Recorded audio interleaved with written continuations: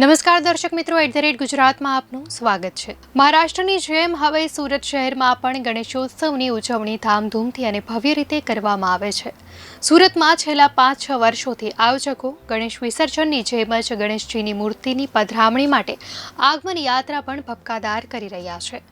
પહેલા મોટા મંડળો જ આગમન યાત્રા કાઢતા હતા, પરંતુ હવે નાના મંડળ અને રહેણાંક સોસાયટીઓમાં પણ ગણેશ આગમન યાત્રા શ્રદ્ધા અને ભપકાથી કાઢવામાં આવે છે। દર વર્ષે ટ્રેન્ડ બદલાતા રહે છે। સુરત શહેરમાં ગણેશ આગમનનો ક્રેઝ વધી રહ્યો છે। વિવિધ મંડળ ગણેશજીની મૂર્તિની સાથે સાથે આગમનની થીમ અને સાથે કંઈક હટકે કરે છે, જેથી લોકોના માનસ પટ પર તેમના મંડળનું નામ અંકિત થઈ જાય। દર વર્ષે ગણેશજીના આગમન પાછળ કરોડો રૂપિયા ખર્ચ આયોજકો દ્વારા કરવામાં આવતો હોય છે।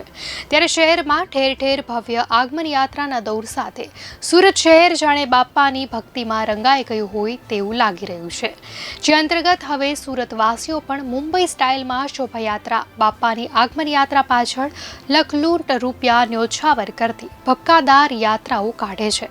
ખાસ કરીને અડાજણ વિસ્તારના જાણીતા ગણેશ મંડળોએ શરૂ કરેલી પ્રણાલી હવે અન્ય વિસ્તારોમાં પણ જોવા મળી રહી છે।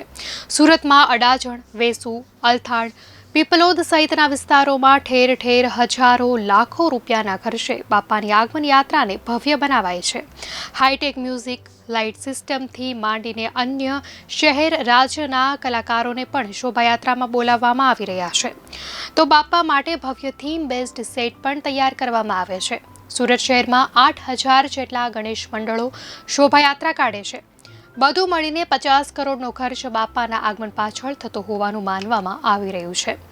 બાપાની શાહી સવારી પાછળ ચાલુ વર્ષે અદદ 50 કરોડ રૂપિયાનો ખર્ચ થવાનો અંદાજ સેવાઈ રહ્યો છે। સુરતના 20 મંડળોએ આગમન યાત્રા પાછળ સરેરાશ 25 લાખ, 30 મંડળોએ 15 લાખ અને 50 મંડળોએ 10 લાખનું બજેટ ફાળવ્યું છે, જેમાં 100 મોટા મંડળો 14.5 કરોડનો ખર્ચ કરશે। કાંતારા થીમ પર ગણેશજીની શોભાયાત્રા કાઢી હતી। કાંતારાના વેશમાં આવેલા કલાકારોએ આકર્ષણ જમાવ્યું હતું, તે માટે 27 કલાકારોની મદ્રાસથી વિશેષ ટીમ આવી હતી।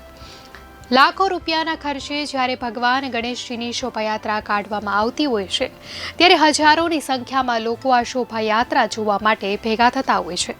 ત્યારે ગણેશ આયોજક મંડળોમાં એક ક્રેઝ હોય છે કે પોતાની શોભાયાત્રામાં સૌથી વધુ લોકો જોવા માટે ઉમટે। ત્યારે આપને ત્યાં આ વખતે કઈ થીમ પર ગણેશજીનું આગમન થવાનું છે, ચોક્કસથી જણાવશો।